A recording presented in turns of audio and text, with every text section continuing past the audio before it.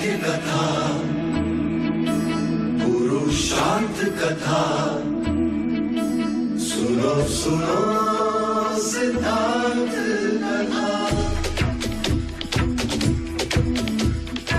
सत्य कथा,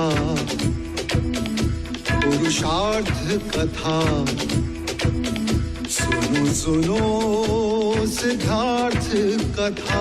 चढ़ते सूरज सा तेजवान वो कीर्तिमान, हुंकार भरे जब कूच करे, थर थर कांपे आसमान। वो राजपुत्र वो शूरवीर, पर्वत को भेद दे उसके तीर, शांति का स्रोत करुणा की धार, निर्झर झरे मन से अपार। वो राजपुत्र वो शूरवीर, पर्वत को भेद दे उसके तीर, है शाक्य वंश का वो तारा, जगमग है जिससे जग सारा। सत्य कथा, पुरुषार्थ कथा, सुनो सुनो सिद्धार्थ कथा।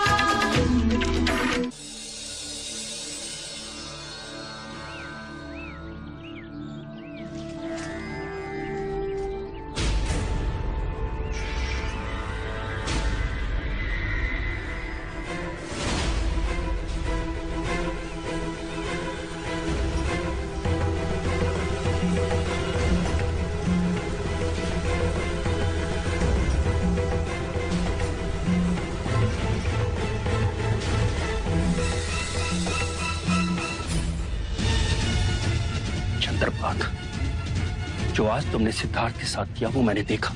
मैंने क्या किया है? ये तुम अपने हृदय से पूछो। इस प्रकार तुम अपनी ही हानि कर रहे हो। सिद्धार्थ एक विभूति है, उसकी बराबरी तुम तो क्या, मैं भी, यहां तक कि गुरुवर्य भी नहीं कर सकते।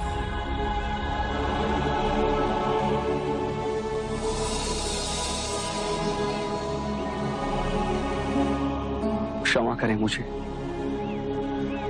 मैं अब कभी सिद्धार्थ की साधना में बाधक नहीं बनूंगा।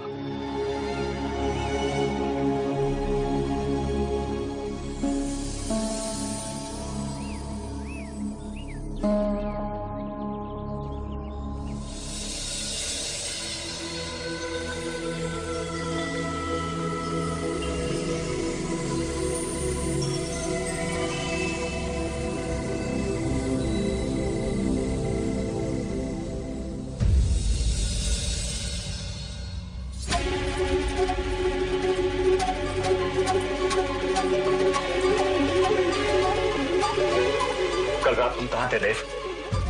आधी रात को लौटे? रंग भवन में था, पर आप दोनों एक साथ उपस्थित थे। अवश्य ही कोई उपदेश सुनाने आए होंगे। धन्य हो तुम देव। क्या मैं जान सकती हूँ कि महाराज के सामने इतनी उत्सुकता से सिद्धार्थ को लाने की बात करने का अर्थ क्या है? और वो भी अब, जब रास्ते का कांटा स्वयं दूर हो गया। माँ, तो चाल है।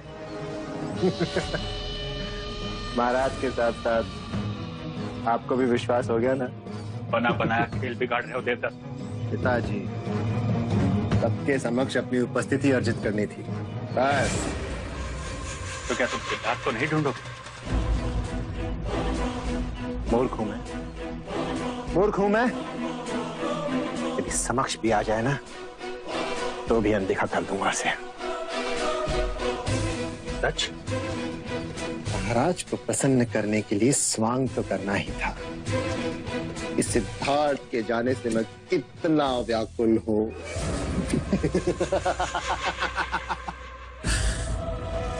मैं इतना मूर्ख नहीं हूं कि ये भी न समझ सकूं कि भाग्य ने मुझे दूसरा अवसर दिया है।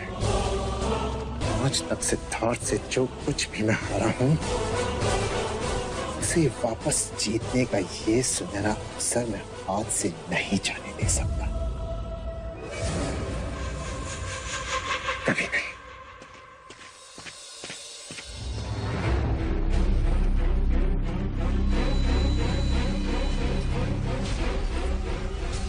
जब मेरा पुत्र होगा तो रूप तुमसे लेगा और बुद्धि मुझसे। पर यहां तो उल्टा ही हो गया। कहना क्या चाहते हो तुम? संकट की घंटियां बज रही रानी मंगला। जब भी ये मूर्ख अपनी बुद्धि का प्रयोग करता है तो कोई ना कोई नई समस्या खड़ी कर देता है। क्यों कोस रहे हो मेरे पुत्र को? अपने भाग्य को कोस रहा हूं। एक हमारे पुत्र को देखो और एक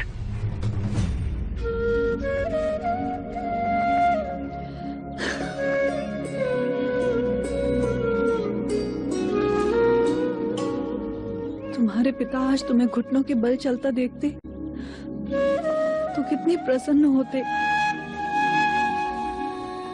हर माँ पिता के लिए उनके बच्चे का पहली बार चलना, पहली बार बोलना कितना हर्ष उल्लास देता है। तुम्हारे पिता इन सबसे वंचित रह जाएंगे। राहुल, इतनी जल्दी भी बड़े मत हो जाना।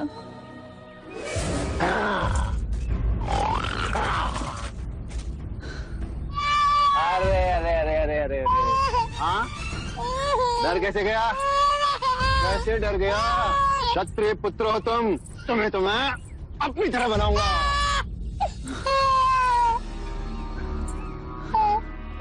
मैं तुमसे पूछता हूँ, क्या तुम नहीं चाहती कि तुम्हारा पुत्र पराक्रमी बने, बलशाली मेरी तरह, हाँ, कि अपने पिता की तरह सन्यासी?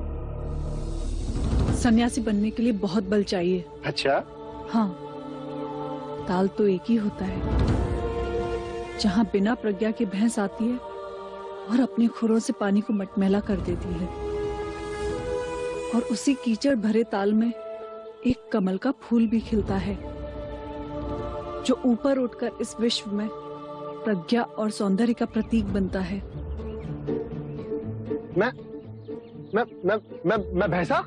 नहीं, अहंकारी। जो बात आपको समझ ना आए उसे करने से क्या लाभ? तो वो बात सुनती जाओ जो तुम समझ सकती, और समझना क्या, तुम्हारे घावों को थोड़ी ठंडक मिलेगी। मेरे घावों को आप ठंडक पहुंचाएंगे? हाँ यशो, क्यों नहीं। मैं थोड़ी ना यहाँ तुम्हारे घावों पे नमक छिड़कने आया था। तुम्हारी पीड़ा मुझसे सही नहीं जाती, इसीलिए आनंद का एक संदेश देने आया था। मैं सिद्धार्थ को खोजने जा रहा हूं। वो नहीं आएंगे। नहीं आएंगे? अरे नहीं आएंगे तो अपनी बलशाली भुजा में उसे उठा के ले आऊंगा। सुन लिया? तुम्हारे काका क्या कह रहे हैं? वो तुम्हारे पिताजी को अपनी भुजाओं में। लगता है उल्लास के मारे तुम्हें कोई दौरा पड़ गया है। दौरा तो आपको पड़ गया है ज्येष्ठ। आप उनको अपनी भुजाओं में उठाकर ला सके, इतना ना तो आपके अंदर पुरुषार्थ है ना बल। पर उन्हें मिले तो मेरा एक संदेश अवश्य पहुंचा दीजिएगा। उनसे कहिएगा कि उनके आत्मिक मार्ग पर ना कभी यशोधरा बाधा बनेगी ना राहुल।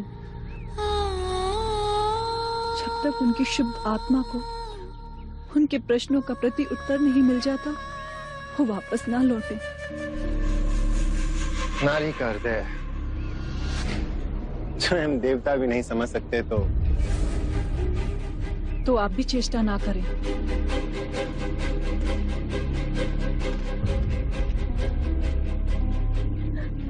हे मेरे देव, मेरे स्वामी, एक पत्नी की प्रबल इच्छा है कि आपको अपने प्रश्नों का उत्तर शीघ्र ही मिल जाए और आपको किसी भी विवशता के कारण अपने कठिन मार्ग को छोड़कर लौटना ना पड़े।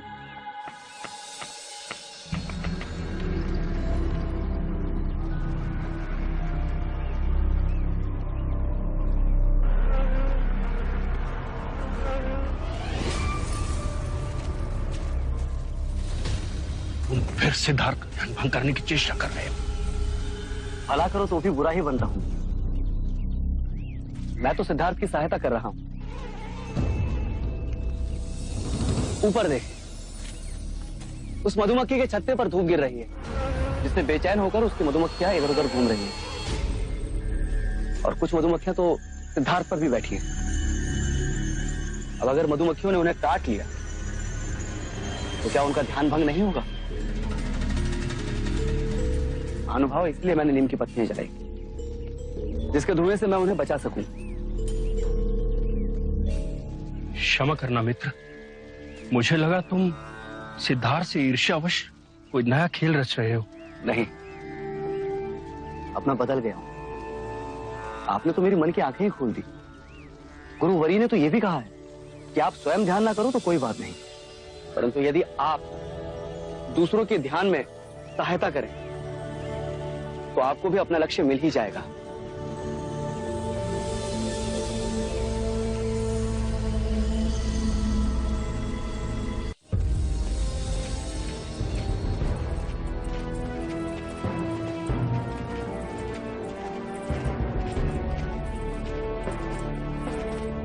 अमात्य, युवराज सिद्धार्थ को खोजने के क्या प्रबंध किए?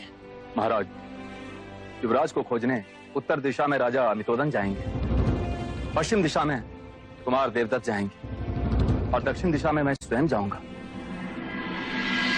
भाई महाराज, प्रस्थान की अनुमति दीजिए। छोटे काका,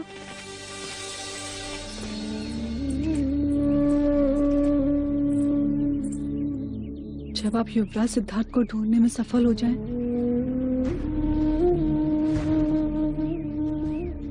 तो स्मृति के स्वरूप उन्हें ये कमल का फूल दीजिएगा और उनसे विनती कीजिएगा कि वो भी अपनी एक स्मृति भेजें। उनसे ये अवश्य कहिएगा कि यशोधरा हर क्षण उनकी प्रतीक्षा में आंखें बिछाए बैठी है। अनुज, एक बात का ध्यान रहे, उसे हमारे दुखों का व्याख्यान मत करना। और हाँ, उसे कंथक की मृत्यु का समाचार मत देना,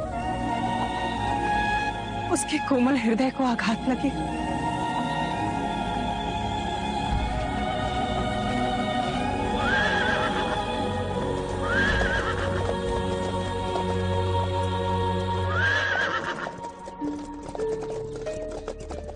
हे ईश्वर, सिद्धार्थ को ढूंढने में और उसे वापस लाने में इनके रास्ते की सारी बाधाएं दूर कर दो।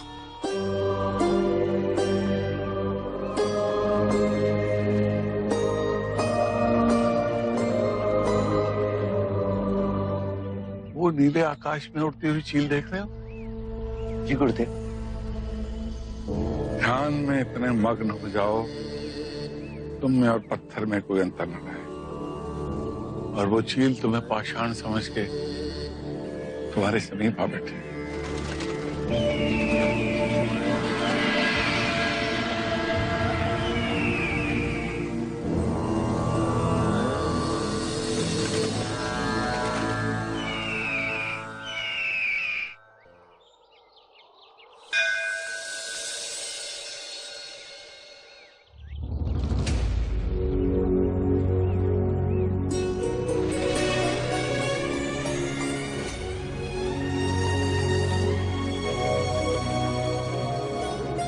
मेरे सिद्धार्थ की रक्षा करना।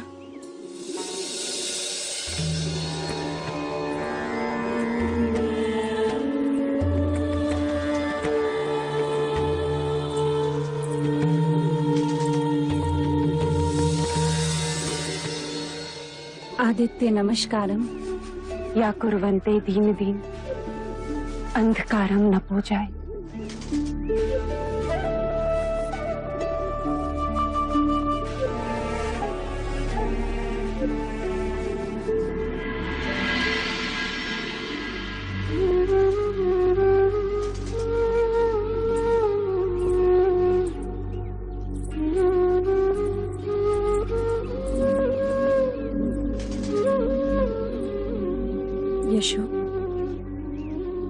एकांत में बैठे क्या सोच रही हो?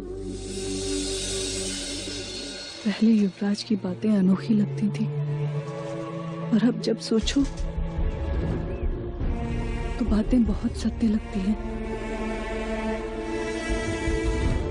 वो कहते थे या तो ईश्वर कहीं नहीं है, या कण कण में ईश्वर है।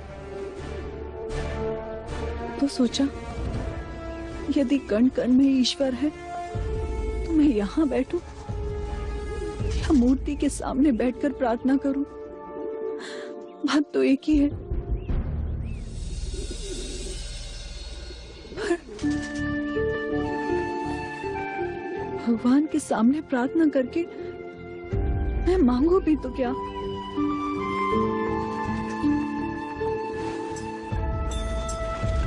यशो,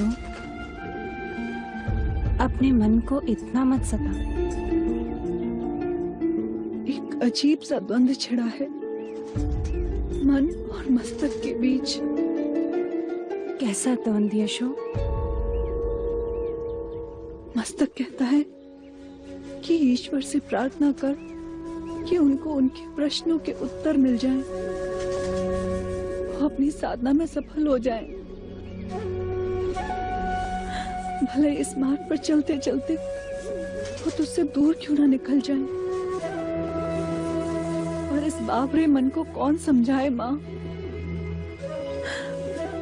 ये कहता है कि तू ईश्वर से मांग कि वो अभी इसी क्षण तेरे पास आ जाए।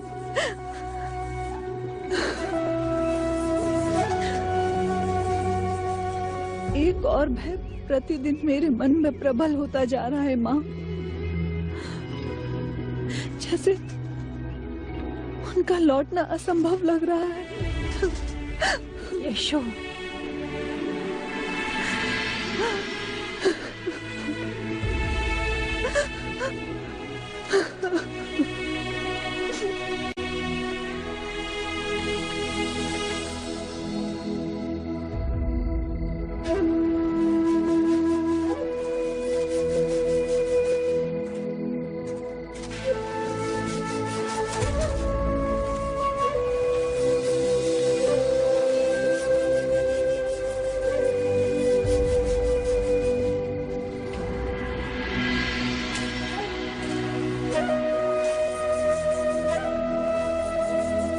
तुम्हारी चिंता का विषय? गुरुवर, सिद्धार्थ को ध्यान में बैठे पूरे 2 दिन हो गए हैं। न जल ग्रहण किया है न भोजन। ऐसे में यदि उन्हें कुछ हो गया तो? कुछ नहीं होगा। सिद्धार्थ ने श्वासों को साध लिया है। सिद्धार्थ ध्यान की उस ऊंचाई पर पहुंच गए हैं जहां शरीर के नित्य कर्म बहुत पीछे छूट जाते हैं। उन्हें जो आहार मिल रहा है वो आत्मिक सुख है। सिद्धार्थ जहां पहुंच गया है वहां तक पहुंचना सहज नहीं। तुम चिंता मत करो। जैसे माता गहरी नींद में अपने नवजात शिशु का ध्यान रखती है, वैसे ही मैं सिद्धार्थ का हर पल हर क्षण ध्यान रखूंगा। जाओ, तुम विश्राम करो।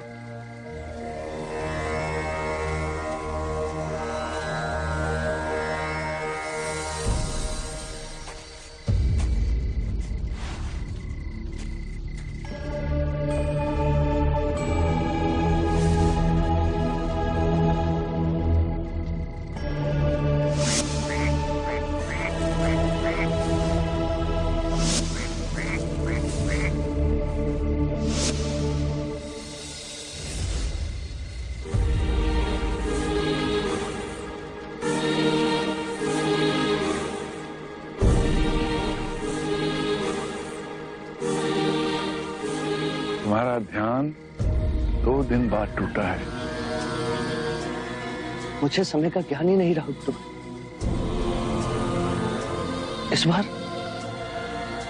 मुझे ऐसी अनुभूति हुई जैसे मैं एक पंख की तरह हल्का हो गया।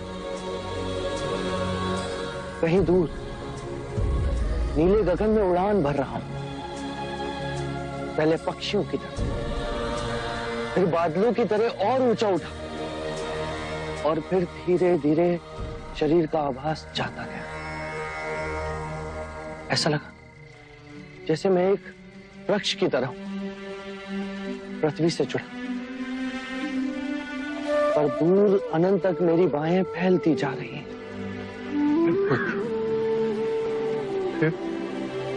फिर चारों ओर अनंत शून्य की अनुभूति हुई। एक इतनी सघन शांति उजागर हुई, जैसे एक झरना हो शांति का, जिसमें स्नान कर मेरा रोम रोम आनंदित हो। मुझे इसकी अनुभूति हुई। अब तुम में और मुझ में कोई अंतर नहीं रह गया सिद्धार्थ। नहीं गुरुदेव। जिस ध्यान को साधने में मुझे 70 वर्ष लग गए, तुमने वही 2 माह में कर लिया। मैं धन्य हो गया। नहीं गुरुवर, आपकी और मेरी बराबरी असंभव। जब तक मैं ध्यान में था, मेरा मन शांत था। जैसे ही मेरा ध्यान भंग हुआ, वही पीड़ा और व्याकुलता ने मुझे आ गया।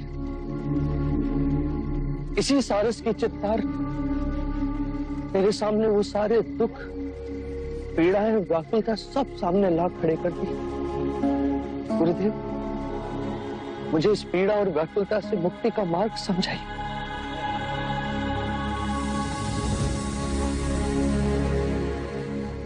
मेरे पास जो भी ज्ञान था वक्त मैंने तुमने उड़ेल दिया।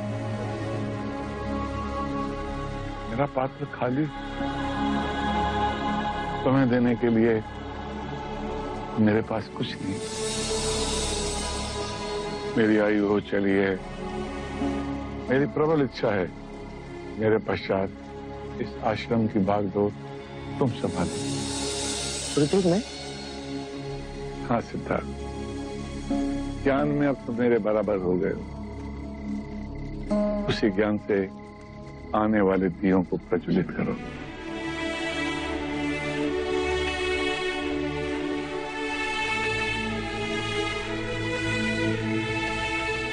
गुरुदेव, आपने मुझे इस योग्य समझा।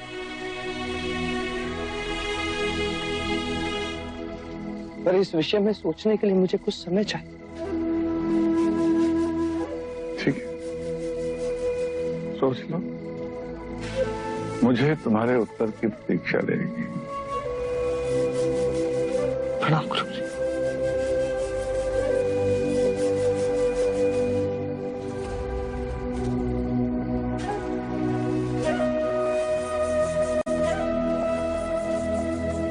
अग्नि का स्वभाव कितना मधुर है। ठंड में ठिठुरते लोगों को ताप देती, भूखों को भोजन बनाने की ऊर्जा। परंतु ये अग्नि एक ही घर की सीमा में बन जाए तो एक परिवार को सुख देने के लिए अग्नि अनगिनत मानवों को अंधकार और यातना में तो नहीं छोड़ सकती। गुरु की आज्ञा के आगे मैं नतमस्तक हूं, पर मैं यहाँ ठहर नहीं सकता। साधना के मार्ग में मैं जहां तक पहुंचा हूं, उसके आगे बहुत बड़ी अनंत की यात्रा तय करनी है। मुझे जीवन और मरण के चक्र से मुक्ति का मार्ग खोजना है।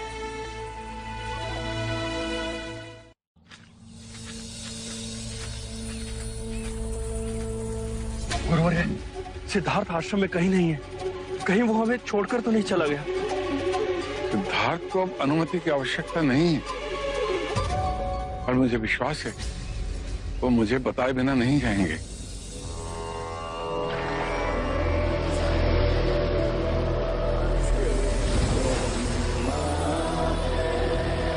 कहीं नहीं गया सिद्धार्थ। वो देखिए, पानी में श्वास रोकने का ध्यान करके आ रहे हैं।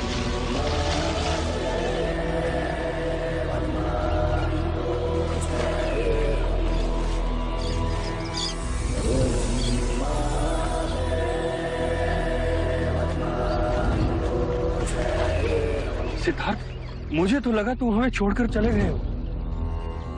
मेरी आध्यात्मिक यात्रा को आगे बढ़ाने के योग्य केवल तुम ही हो सिद्धार्थ। इस आश्रम की बागडोर अपने हाथ में ले लो वत्स। यह आपका मुझ पर अपार स्नेह है गुरुवर, पर मेरे मन में कुछ और। कहो, निर्भय होकर कहो। गुरुवर, मैं आश्रम छोड़कर जाना चाहता हूँ।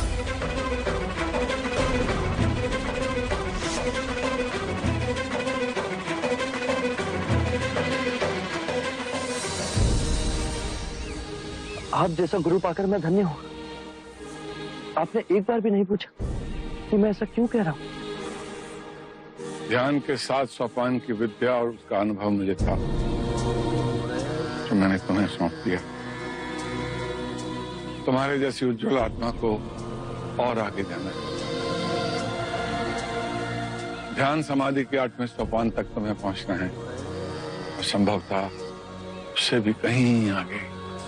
गुरुवर्य, अब आप ही मेरी दिशा निर्देश कीजिए कि ध्यान समाधि के 8वें सोपान का ज्ञान मुझे कौन दे सकता है।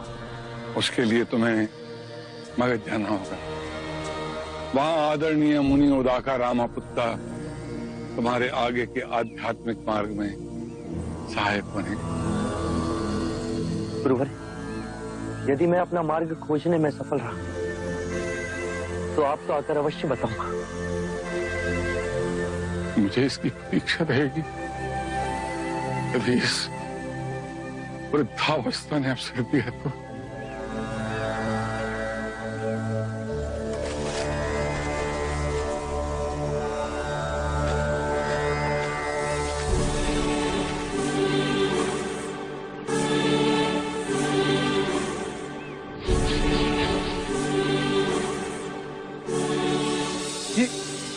ये आप क्या कर रहे हैं गुरुवर? तुम भी उनके चरणों की धूल अपने माथे पे लगा लो। कदाचित ये अवसर कभी मिले ना मिले। वो देखो, युग पुरुष चला जा रहा है। युग युगांतर के पश्चात ऐसा युग पुरुष धरती पर अवतरित होता है, और धरती पावन धन्य हो जाती है।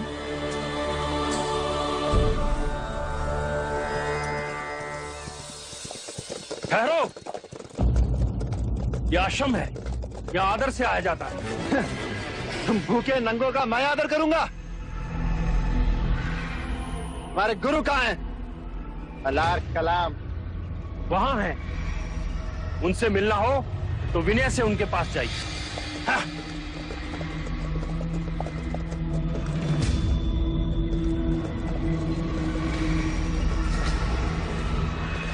सिद्धार्थ कहाँ है? सिद्धार्थ यहाँ आए थे, 2 माह रह के चले गए। चले? कहाँ चले गए? आपका परिचय?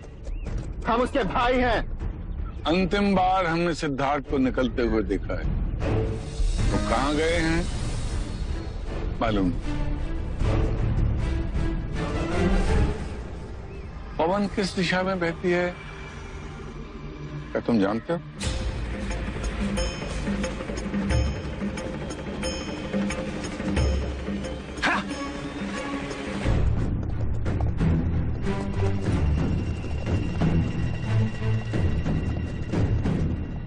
आप असत्य नहीं बोलते हैं गुरुदेव, परंतु आपने सिद्धार्थ के भ्राता को ये क्यों नहीं बताया कि सिद्धार्थ उड़ाका रामापुट्टा के आश्रम में गए हैं?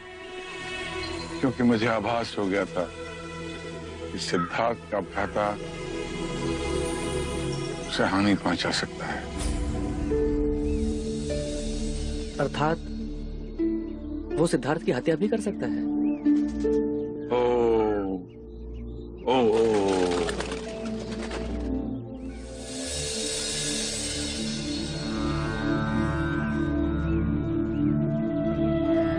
सुनिए भाई, ये मुनि उदाका रामापुत्ता के आश्रम का मार्ग कौन सा? मुनि उदाका रामापुत्ता जी, उनका आश्रम राजगृह से पूरब की ओर है। आप इसी राह से आगे बढ़िए। धन्यवाद। ये सैनिक पशुओं को कहाँ ले जा रहे हैं? राजगृह ले जा रहे हैं। क्यों? वहां इनकी बलि देंगे। बलियों? हाँ।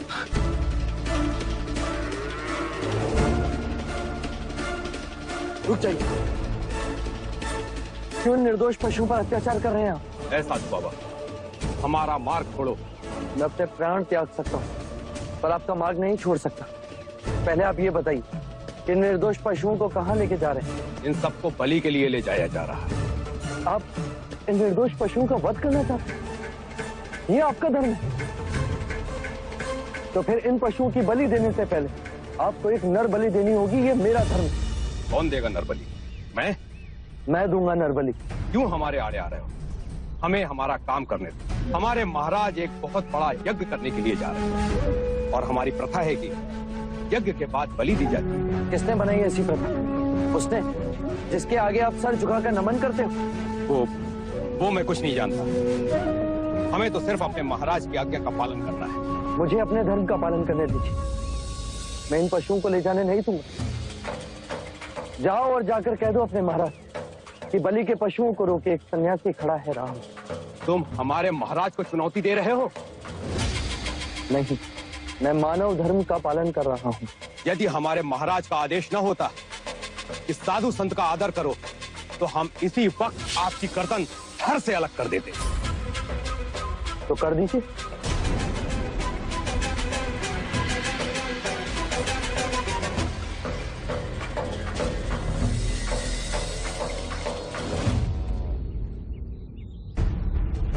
महाराज, 101 पशुओं की बलि यहाँ चढ़ाई जाएगी। उत्तर में मंडप सजाया जाएगा और 1001 विधियां उधर होंगी।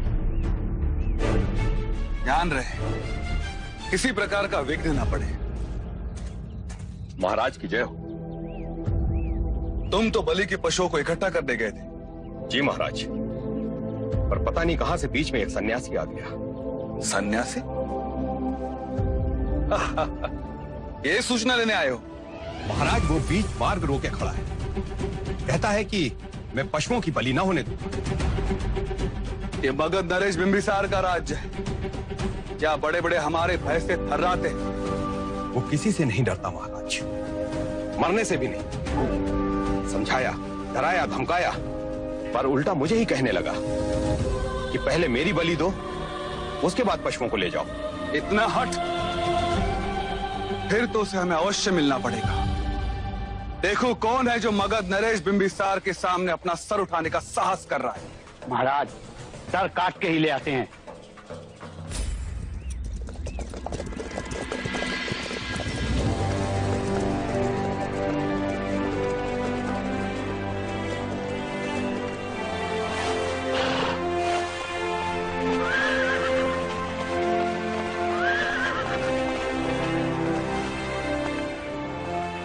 ये मेरा राज्य है।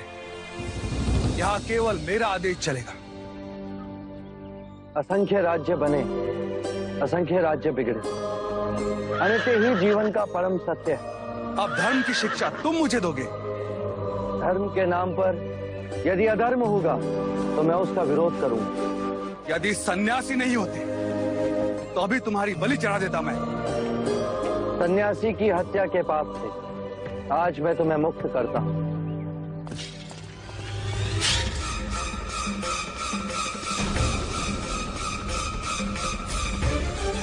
महाराज बिंबिसार,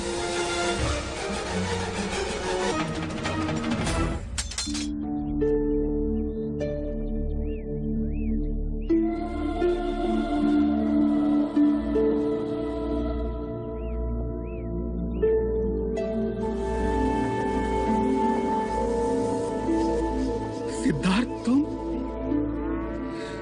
सन्यासी? इतने बड़े पाप से तुमने मुझे आज बचा लिया। आपके हद, मुझे मृत्यु भी स्वीकार, परंतु इस जीव की हत्या का पाप कहीं अधिक बड़ा होता है।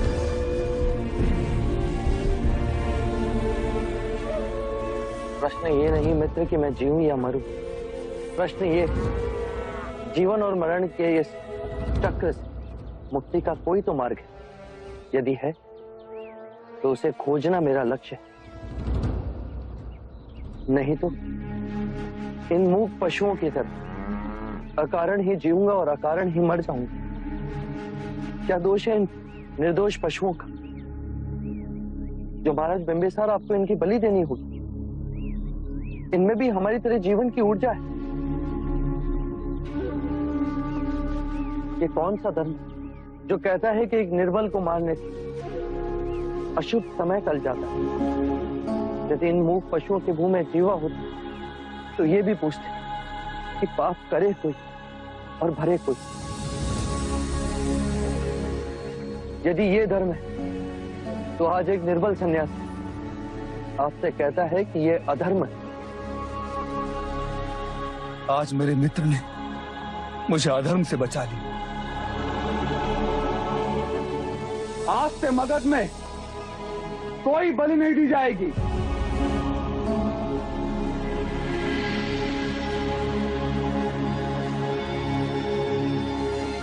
सिद्धार्थ, तुम्हें इस अवस्था में देख ना सकूंगा, इतना बल नहीं है मुझे। बिंबिसार गद्दों पे सोए और सिद्धार्थ क्या धूल मिट्टी में। नहीं सिद्धार्थ, मेरे साथ राजमहल में चलो, वहां तुम्हारी साधना में कोई विघ्न नहीं आएगा। नहीं महाराज बिंबिसार, जिस तरह आज इस निर्दोष पशु को मैंने बचाया, उसी प्रकार असंख्य मनुष्य पशु जीवन के दुखों से जूझ रहे। सर्वम दुखम दुखम, इस पीड़ा इस दुख का अंत मैंने पा ली तो मैं सारे जीवों को शांति के मार्ग पर ले जा सकूंगा। औरों के दुख दूर करने के लिए अपने सुखों की आहुति देने वाला मैंने आज तक नहीं देखा। तुम जैसी महान आत्मा ने मित्रता कर मुझ पर कृपा की है सिद्धार्थ, मुझ पर कृपा। अब मुझे जाने की अनुमति दीजिए। बिंबिसार इतना मूर्ख नहीं सिद्धार्थ। जिस तरह खिलती धूप को मुट्ठी में बांधा नहीं जा सकता, उसी तरह तुम्हारे इस अलौकिक चित्त को मेरे जैसा निम्न व्यक्ति क्या रोक सकेगा?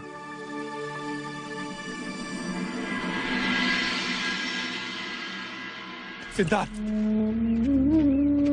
मित्र को एक वचन दोगे?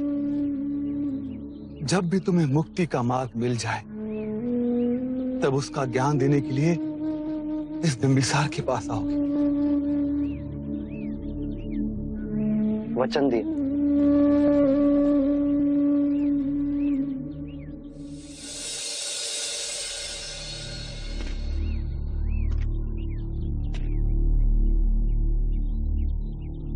एक मित्र ये बात समझा सकता था जिसने सब खो दिया उसी ने सब पा लिया, और जिसे ऐसा लगता है कि उसने सब पा लिया, उससे बड़ा निर्धन कोई नहीं।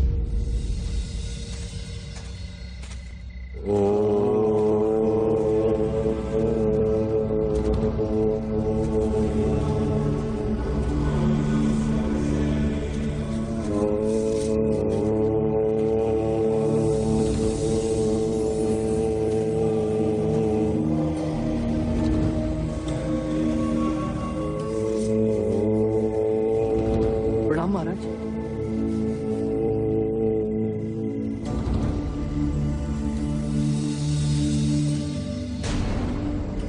मैंने वस्त्र का त्याग कर दिया है। अब ये पृथ्वी ही मेरा वस्त्र है। आप ठंड से ठिठुर रहे थे तो अपनी तपस्या से मैंने ठंड पर जीत पा ली। शरीर की सारी सीमाओं को तोड़ डाला है। क्षमा कर।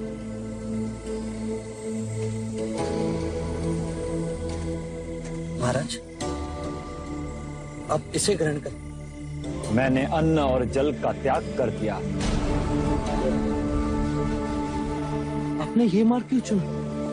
अपनी तपस्या से, अपनी साधना से इस शरीर को इतना कठोर बना लो, इसकी सारी इच्छाएं ही समाप्त हो जाए।